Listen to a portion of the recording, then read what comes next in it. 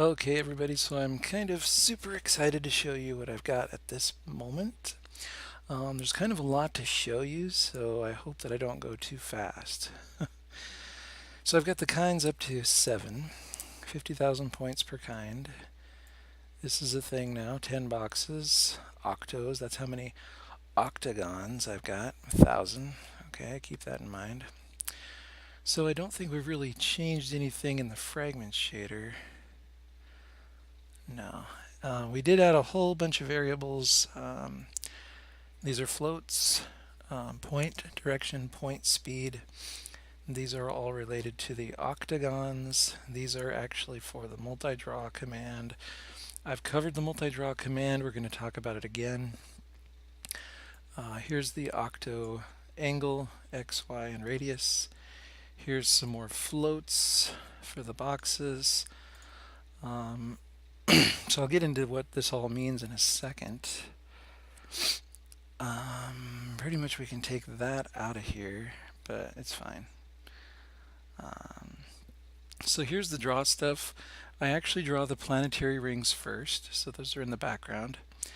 I draw octagons in the background with center points for the octagons also drawn. Excuse me. The platform, because this is a 2D platformer, I draw a rectangle and then 5,000 points that will move around inside the rectangle, and then a player that will walk on the platform. So that's what we're doing basically. These are the VBOs that I needed to update. 1, 3, 4, and 6.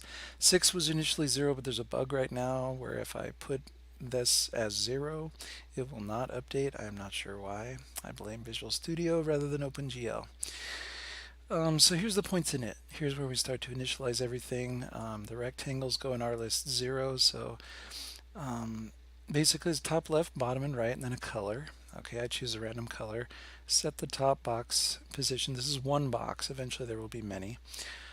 Create the box here. That's pretty self-explanatory. Make a hitbox for collision. Okay, so I just basically record the top, bottom, left, and right for collision.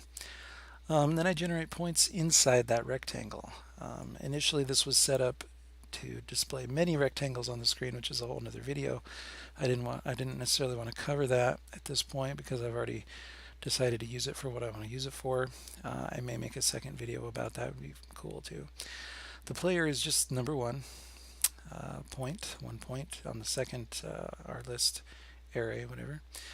Okay, background falling stars of Trippy octagons and other stuff. So basically the octagons,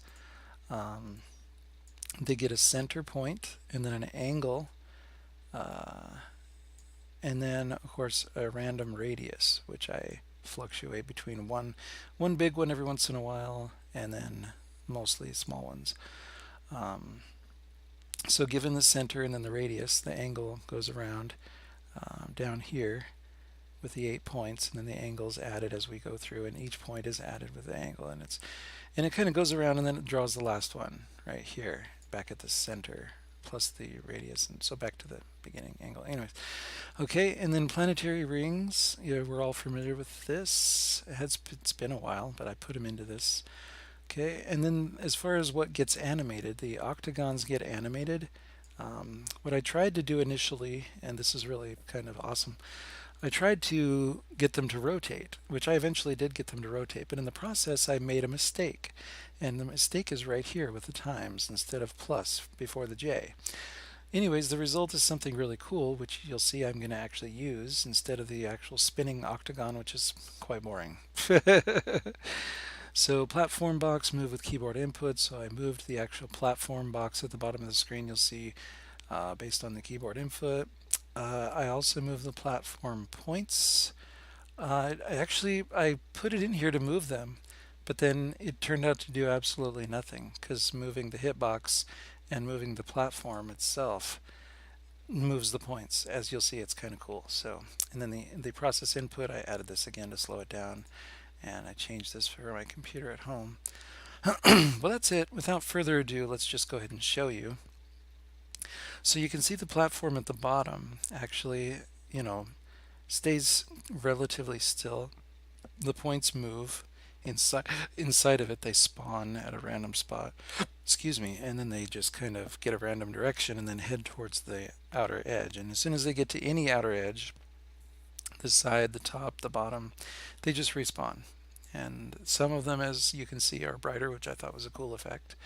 And then the octagons are spinning, but they're actually rotating through a bunch of awesome geometric objects, which I thought was a really trippy, cool thing to add to this. So that's going to kind of be my background. And then I added, of course, the planetary rings. I wanted to put this all together in something that... So this is getting closer to something that I would use as a 2D platformer. So... And then, of course, I have sound. I'm working on 3D sound with a friend, and we're going to put some vocals into it. And it's going to be really cool. Stay tuned for more. Thanks for watching. Be sure to like and subscribe and leave comments in the section below the video.